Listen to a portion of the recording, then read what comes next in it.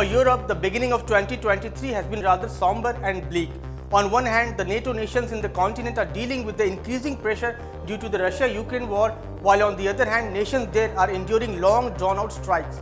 Just a while back, around 100,000 NHS nurses went on strikes in UK. Then, Spain saw women protesting against sexual violence.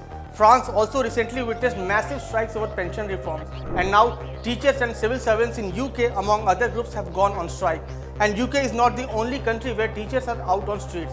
But why?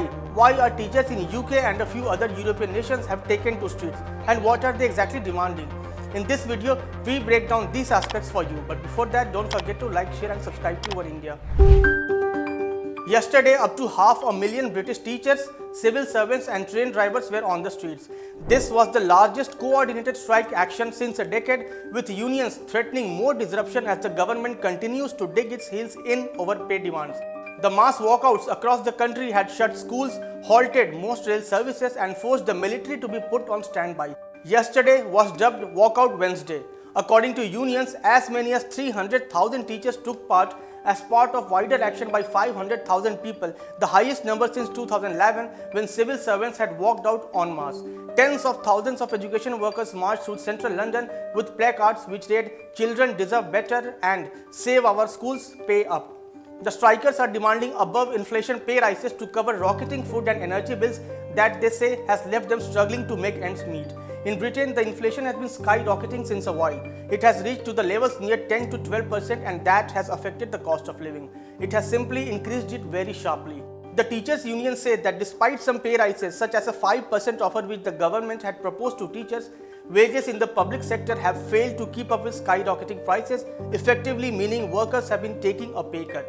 Add to that the inflation that currently stands at around 10.5%, the highest among the G7 group of advanced economies.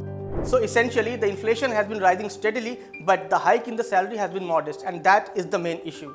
Another ancillary reason is with respect to a new legislation that is being pushed through the British Parliament. That law aims to restrict walkouts by certain key industries by imposing a minimum service level on strike days. It was passed in the House of Commons this Monday and will now move to the House of Lords. This legislation will set minimum requirements for operations on strike days by fire, ambulance and rail services with penalties for not meeting them and will also cover the education sector. In Portugal too, teachers have been protesting and the reasons are almost similar. Teachers over there are demanding an end to professional instability, unpaid overtime and have been calling for more hiring and higher wages.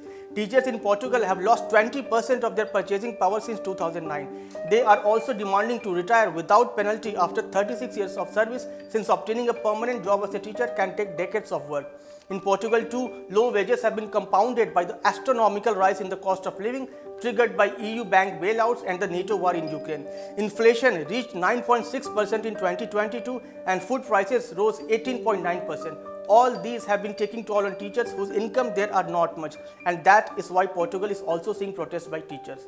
Few weeks back, France had also seen huge protests by teachers over the proposed pension reforms, and there too high cost of living was an important reason for the strikes. This was all about the strikes by teachers in UK and in a few other nations recently. We hope you would like this new video. Thank you for watching. Subscribe to Oneindia channel and never miss an update.